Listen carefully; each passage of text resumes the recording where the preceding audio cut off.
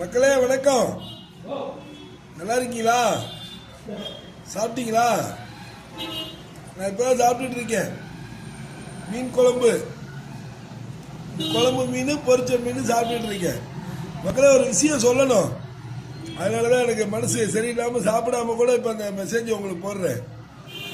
மக்களே, திருப்பரங்குன்ற விஷயத்த ரொம்ப அரசியலாக்குறாங்க. இதனால அவங்க ஜெயிக்கலான்னு பாக்குறாங்க. ஆனா வேஸ்ட். நான் திருப்பரங்குன்றத்துல தான் பிறந்தேன். 17 வயசு முடிய திருப்பரங்குன்றத்துல தான் வளர்ந்தேன். அந்த ஊர் சூப்பர், அந்த ஊர் மக்கள் சூப்பர்.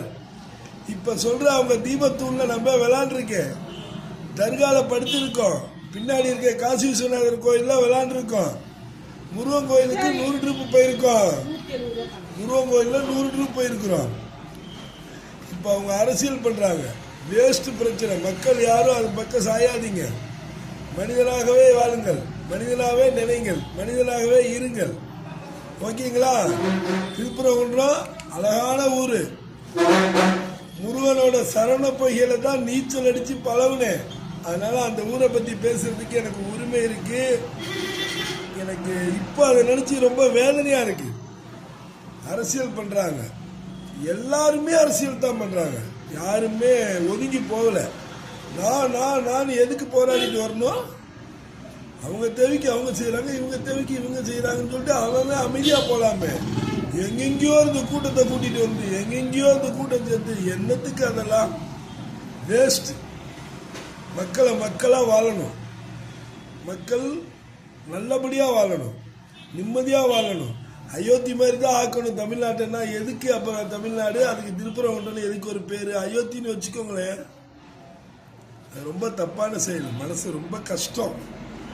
சாப்பிட்றதுக்கே ஒரு மாதிரி ஆகி நேரத்துல இருந்து அந்த அப்படியே ரிவர்ஸ்ல டிவி பார்த்து அப்படியே மனசுக்குள்ளே ஓடிக்கிட்டே இருந்துச்சு.